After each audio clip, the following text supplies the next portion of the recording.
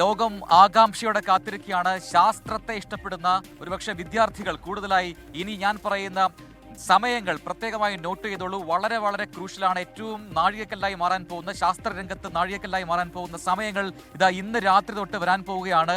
നാളെ പുലർച്ചെ ഏതാണ്ടൊരു 7 മണി വരെ നിൽക്കുന്ന സമയത്താണ് ഈ ഏറ്റവും പ്രധാനപ്പെട്ട ചരിത്രപരമായ ആ സംഭവം നടക്കാൻ പോകുന്നത്. പറഞ്ഞു വരുന്നത് നേരത്തെ SKN സൂചിപ്പിച്ചതുപോലെ തന്നെ നാസയുടെ ചന്ദ്രദൗത്യം ആർട്ടിമിസ് 2-ന്റെ മുന്നോട്ടുള്ള കുതിപ്പാണ്. നേരത്തെ പറഞ്ഞതുപോലെ ചന്ദ്രൻ ഏറ്റവും അരികിലേക്ക് മനുഷ്യർ എത്താൻ പോകുന്നു എന്ന നാഴികക്കല്ല് പിന്നിടാൻ ഇനി കേവലം മണിക്കൂറുകൾ മാത്രം. ഇന്ന് രാത്രി കൃത്യം 11:26 രാത്രി 11:26 ഒരു പക്ഷേ ഭൂമിയിൽ നിന്നും മനുഷ്യർ എത്ര അകലേക്ക് പോയിട്ടുണ്ടോ ആ റെക്കോർഡ് മറികടക്കാൻ പോകുന്നത് നമ്മുടെ ആർട്ടിമിസ് 2 സംഘം.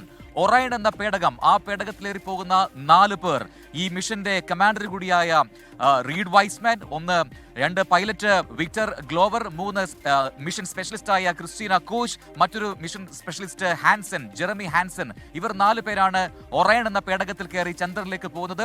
11:26 1970 അന്ന് അപ്പോളോ 13 സംഘം സഞ്ചരിച്ച ദൂരത്തേക്കാൾ കൂടുതലായി ആ പരിധി മറികടന്ന് ചന്ദ്രനിലേക്ക് എത്തും നമ്മുടെ ആർട്ടിമിസ് 2 സംഘം. അത് ഒന്നാമത്തെ നാഴികക്കല്ല്. പിന്നീട് 12:15 ചാന്ദ്ര നിരീക്ഷണം. നഗ്ന നേത്രങ്ങൾ കൊണ്ടും നമ്മൾ അങ്ങോട്ട് കൊണ്ടുപോയ ആ പേടകത്തിലെ ഏറ്റവും സൊഫിസ്റ്റിക്കേറ്റഡ് ആയിട്ടുള്ള ഉപകരണങ്ങൾ ഉപയോഗിച്ചുകൊണ്ടുള്ള ചന്ദ്രന്റെ നിരീക്ഷണം ആരംഭിക്കാൻ പോകുന്നത്. മണിക്കൂറുകൾ നീണ്ടു നിൽക്കുന്ന നിരീക്ഷണമാണത്. ഇനി ഓർക്കുക, മറ്റൊരു പോയിന്റ് കൂടിയുണ്ട്. 12:30 കൂടി തന്നെ നമ്മൾ ഇപ്പോൾ കാണുന്ന ചന്ദ്രൻ ഈ ഒരു ഭാഗം മാത്രമാണ് നമ്മൾ കാണുന്നത്. മറുഭാഗത്തെക്കുറിച്ച് നമുക്കറിയില്ല. നമ്മുടെ പേടകം എന്ന് പറഞ്ഞാൽ നാസയുടെ പേടകം ഒറൈൻ എന്ന ഈ പേടകം ചന്ദ്രന്റെ മറുഭാഗത്തേക്ക് സഞ്ചരിക്കും. 12:30 ആ സംഭവം നടക്കും. പിന്നീട് ഒരുപക്ഷെ ഭൂമിക്കും ചന്ദ്രനും അപ്പുറമാണ് ഈ ഒറൈൻ പേടകത്തിന്റെ സ്ഥാനമുണ്ടാവുക. അതായത് ഒറൈൻ പേടകത്തിനും ഭൂമിക്കും ഇടയിൽ ചന്ദ്രൻ വരും.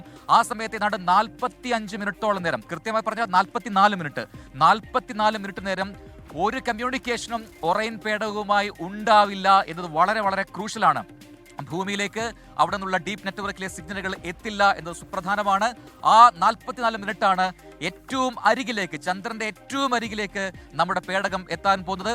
6420 കിലോമീറ്റർ മാത്രം ചന്ദ്രന്റെ ഉപരിതലത്തിൽ നിന്നും ആ പേടകം അപ്പോൾ ഉണ്ടാകും. അത് 12:30 കൂടി സംഭവിക്കും. പിന്നീട് 44 മിനിറ്റ് നേരത്തേക്ക് യാതൊരു കമ്മ്യൂണിക്കേഷനും ആ പേടകവുമായി ഭൂമിയിലെ കൺട്രോൾ സെന്ററിൽ ഉണ്ടാവില്ല. പിന്നീട് വീണ്ടും തിരികെ മാറി ഒരു വട്ടം കൂടി ചന്ദ്രനെ വലം വെച്ച് ആ പേടകം പുറത്തേക്ക് വരും. ആ സമയത്തൊക്കെ എടുക്കാൻ പോകുന്ന ചിത്രങ്ങൾ, പകർത്താൻ പോകുന്ന ദൃശ്യങ്ങൾ ഏറ്റവും മികവാർന്ന ദൃശ്യങ്ങളായിരിക്കും.